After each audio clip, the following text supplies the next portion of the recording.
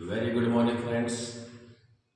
आज मैं आपका दोस्त सौरभ श्रीवास्तव आपके लिए एक नई टॉपिक साइलेंट लेटर्स लेकर आया हूँ आप ही लोगों की डिमांड पर। क्योंकि ये साइलेंट लेटर्स टॉपिक थोड़ा सा बड़ा है और इसके अंतर्गत हम हर लेटर का स्टडी करेंगे।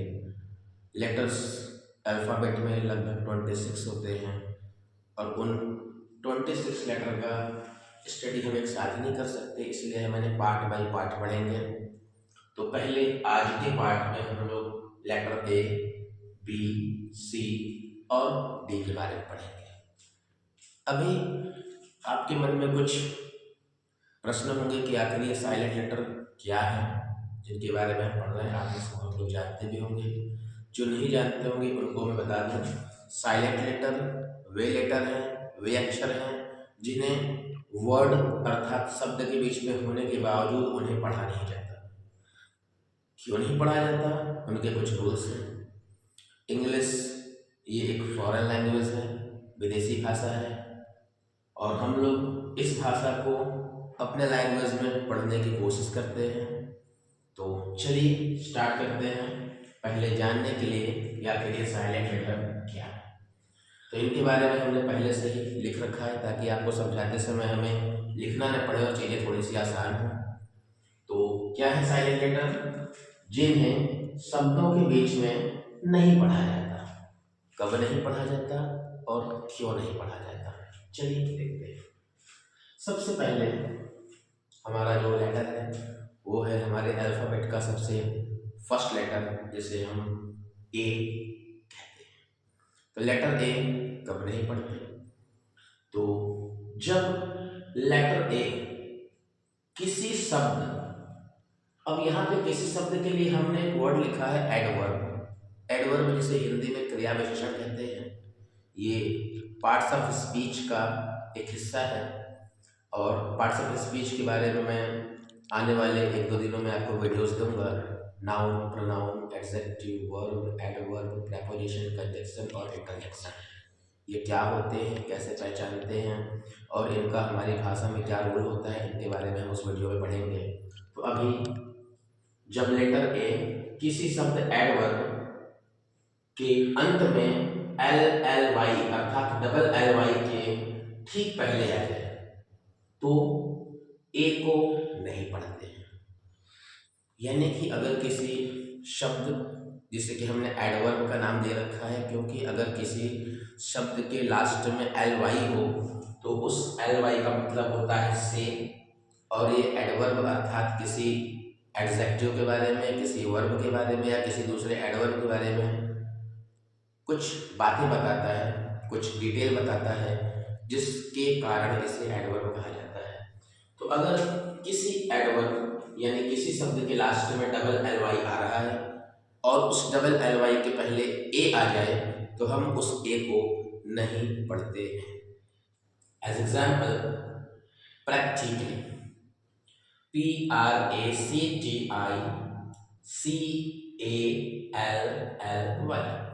तो हमने देखा कि हमारे जो वर्ड है प्रैक्टिकली, इस शब्द के लास्ट का जो लेटर है एल एल वाई, इसके ठीक पहले ए है, लेकिन हम इस ए को रीड नहीं करेंगे।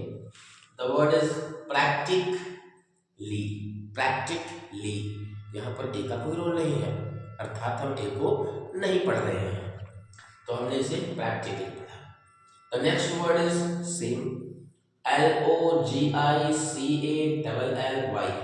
लास्ट में हमने देखा फिर से L L Y, L L Y और इसके ठीक पहले ए आया। अब हम देख सकते हैं LOGIC logic and LY ly, logically, logically, यहाँ पर ए हमने नहीं पढ़ा। Next letter BACICALLY, basically. अब आप देखोगे ये लेटर ए है एल एल वाई के ठीक पहले, अब इस ए के पहले BASIC basic, basic and LY ly, basically, basically. तो इन शब्दों में हमने कहीं भी ए को रीड नहीं किया। तो ऐसे ही जब भी किसी एडवर्ब वाले शब्द के लास्ट में एल एल वाई यानी डबल एल वाई के ठीक पहले ए लेटर हमें दिखता है तो हम उस ए लेटर को रीड नहीं करते, और चूंकि हम उसे रीड नहीं करते हैं इसलिए उसे साइलेंट लेटर कहा जाता है। अब हम बात करेंगे लेटर बी की। लेटर बी की बात करें तो हमने जो रूल लिखा है कि जब लेटर बी किसी शब्द के अंत में, अगर लेटर बी किसी शब्द के अंत में एम के बाद हो, लेटर बी किसी शब्द के अंत में एम के बाद हो तो हम बी को नहीं पढ़ेंगे, एम के बाद हो तो बी को नहीं पढ़ेंगे, या लेटर टी के पहले हो तो भी बी को नहीं पढ़ेंगे, यानी एम के बाद हो तो भी नहीं पढ़ेंगे, टी के पहले हो तो भी नहीं पढ़ेंगे, ये याद रखना है। लेकिन आमतौर पर ऐसा किसी वर्ड के लास्ट में ही होगा, बीच में नहीं। बीच में आमतौर पर ऐसे शब्दों को कभी कभी पढ़ा भी जाता है। जैसे अब एग्जाम्पल में हमने दिया BOMB, तो आप यहाँ देख रहे हैं ये जो एम लेटर है, सॉरी बी लेटर है, ये एम के बाद आ रहा है, तो बी आ रहा है एम के बाद। अब चूंकि एम के बाद आ रहा है तो हमें इस बी को पढ़ना नहीं है। अब आप इस बी को नहीं पढ़ोगे तो BOM, the word is BOM and it is called bomb. BOM, this is called bomb. अगर इसे हम बी रीड करते हैं तो it will be bump, and bump कोई वर्ड नहीं है बेटा, तो आप इसे BOM बम पढ़ते हैं। The next word is THUMB। अब आप यहाँ भी देखेंगे कि एम के बाद भी आ रहा है, और अगर एम के बाद में बी आए तो बी को नहीं पढ़ते। अब यहाँ भी हम बी को नहीं पढ़ेंगे तो the word will be THUM, और THUM आप रीड करोगे तो दिस विल बी थम। This is bomb, this is थम, यानी बी के पहले हमें एम को रीड नहीं करना है। The next word is DEBT। यहाँ पे आप देखेंगे कि जो लेटर बी है ये टी के ठीक पहले आ रहा है। हमने पढ़ा है कि टी के पहले अगर बी हो तो हम बी को नहीं पढ़ते हैं, तो टी के ठीक पहले बी आ रहा है तो हम यहाँ बी को नहीं पढ़ेंगे। अब आप बी को हटाकर पढ़िए, DET, debt. The word is debt. तो डेट मीन्स कर्ज होता है। फिलहाल हम यहाँ देख रहे हैं कि हमने बी को रीड नहीं किया है, और अगर हम रीड करते हैं इसे हम डेप्ट पढ़ते हैं तो द वर्ड इज रॉन्ग, इसे ऐसे पढ़ा नहीं जाता। The next word is DOUBT। Now अब यहाँ फिर से आप देखेंगे टी के ठीक पहले बी है तो हम बी को रीड नहीं करेंगे, बी हटाकर पढ़ेंगे DOUT। Now the word is doubt, DOUT, doubt. Okay, तो हमने ए लेटर को रीड किया, बी लेटर को रीड किया, अब हम थर्ड लेटर सी पर आते हैं। सी में हमने क्या पढ़ा? सी। अभी हम लोग सी के बारे में अपने वीडियोस में आगे बहुत कुछ स्टडी करेंगे। फिलहाल सी के बारे में यहाँ हम देखेंगे कि सी लेटर कब साइलेंट है, यानी कब इसे नहीं पढ़ते हैं। जब लेटर सी किसी शब्द में एस के बाद आए, एस के बाद आए तथा आई या ई के पहले आए, एस के तो बाद हो लेकिन आई या ई के पहले हो, यानी सी के पहले एस हो और सी के बाद आई या ई हो, तो हम सी को नहीं पढ़ेंगे। जैसे अब आप यहाँ देखेंगे सी के पहले एस है और सी के बाद में ई है, ऐसे कंडीशन में सी को नहीं पढ़ते। अब आप पढ़ेंगे SENT, the word is scent. यहाँ पर सी की कोई नीड नहीं है। सी को क्यों नहीं रीड कर रहे? क्योंकि सी के पहले एस और बाद में आई या ई में से कोई एक है। The next word is SCIENCE। अब देखोगे आप कि सी के ठीक पहले आगे एस है और सी के ठीक बाद आई है, और सी के पहले एस हो और अगर बाद में आई या ई हो तो हम सी को नहीं पढ़ते। The word is SIENC science. यहाँ पर सी साइलेंट है, छिपा हुआ है, जिसे हमें रीड करना नहीं है। The next word is SCISSORS। अब आपको पता है कि सी के पहले एस और सी के बाद में आई, यानी हमें सी को पढ़ना नहीं है। Now the word is scissors. Okay, यहाँ पर हमने ऊपर वाले रूल को पढ़ा। नीचे क्या कहता है कि जब सी किसी शब्द के अंत में के पहले आ जाए, अगर सी किसी शब्द के अंत में के पहले आ जाए तो भी मत पढ़िए, यानी के पहले आए तो किसी को मत पढ़िए। जैसे BACK, आप देखेंगे के ठीक पहले सी आ रहा है, और अगर के ठीक पहले सी आ रहा है तो हम सी को नहीं रीड करेंगे। The word is BAK back. यहाँ पे सी की कोई नीड नहीं है, सी को आपने नहीं पढ़ा। TRACK ट्रैक, यहाँ भी हमने सी को नहीं पढ़ा क्योंकि के ठीक पहले सी आ रहा है। Now the last word is D. अब हम बात करेंगे डी की। तो डी को हम कब रीड नहीं करते? जब लेटर डी किसी शब्द में एन के ठीक पहले आए तो डी को नहीं पढ़ते। एन के ठीक पहले अगर आपको अपने वर्ड में डी दिखाई दे रहा है तो उसे मत पढ़िए, लेकिन कब? एन के ठीक पहले, ये हमें याद रखना होगा।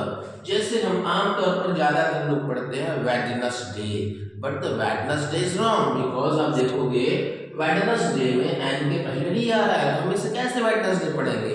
D is silent, D silent है, तो हम इसे क्या पढ़ेंगे? डी को हटा दीजिए। तो जब हम डी को हटा देंगे तो this will be Wednesday. The word is Wednesday. हम इसे वेडनेसडे पढ़ते हैं, इसे वेडनेसडे नहीं रीड किया जाता। अगर आप करते हैं तो ये गलत है। तो आप जान लें कि डी के ठीक पहले एन को रीड नहीं किया जाता। सॉरी, अगर एन के ठीक पहले डी हो तो वहां पर डी को रीड नहीं किया जाता, आप बाकी एन को करेंगे। This is Wednesday. The next word is HANDSOME। आमतौर पर लोग बोलते हैं यू आर लुकिंग हैंडसम, तो that is not handsome, that is handsome. Handsome, D is silent here. अगर आपके वर्ड में देख रहे हैं कि एन के बाद डी है, यहाँ पर एन के बाद डी दिखाई दे रहा है आपको, लेकिन इस कंडीशन में भी इसे हम हैंडसम ही बोलते हैं, हैंडसम नहीं बोलते, हैंडसम। और डी ऐसे शब्द हैं जैसे, और एग्जांपल देता हूँ आपको।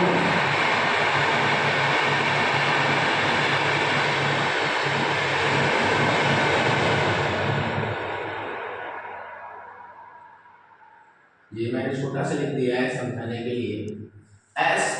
SANDWICH।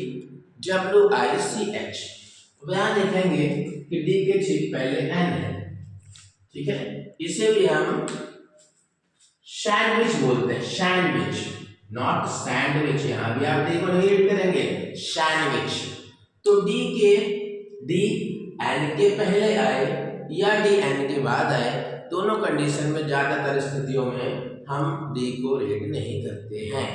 ओके, अगला, जब किसी शब्द के अंत में डी और जी साथ साथ हों, अगर किसी वर्ड के लास्ट में डी और जी साथ साथ हैं तो भी आप डी को नहीं पढ़ते हैं, डी को नहीं पढ़ते हैं। जैसे अब आप यहां देखेंगे BRIDGE, तो आप देखेंगे जी के ठीक पहले डी आ रहा है, डी और जी साथ साथ हैं, तो आप डी को नहीं रीड करेंगे। Bridge, this is brace, PORRIDGE, आप देखोगे लास्ट में डी और जी साथ साथ हैं, तो हम डी को नहीं रीड करेंगे। पोरिस, लास्ट वन EDZE, डी और जी साथ साथ है, फिर डी को नहीं पढ़ेंगे, दिस इज एज। तो जब भी हमारे किसी वर्ड के लास्ट में डी और जी साथ साथ हैं तो हम वहां पर डी को रीड नहीं करते। हाँ, इन सभी रूल्स के बावजूद भी कुछ ऐसे शब्द होते हैं जहां पर आपको इनके एक्सेप्शन यानी अपवाद देखने के लिए मिलते हैं। तो 2-4 शब्दों में अपवाद होते हैं। जब मैं आपके इन रूल्स को फिनिश करूंगा, अल्फाबेटिकल सारे रूलों को खत्म करूंगा, तो लास्ट में मैं एक्सेप्शन की वीडियोस अलग से आपको बना कर दूंगा। तब तक के लिए थैंक यू। आप इन वीडियो को देखें, समझें, कमेंट्स करें, लाइक करें, शेयर करें, सब्सक्राइब करें और कमेंट के माध्यम से मुझे मोटिवेट करें। और अगर आपको कुछ पूछना हो तो आप कमेंट्स के माध्यम जरूर पूछें। और अगर कोई दूसरी वीडियो चाहिए आपके नॉलेज के लिए तो आप जरूर मुझसे इंक्वायरी करें। Thank you. बस।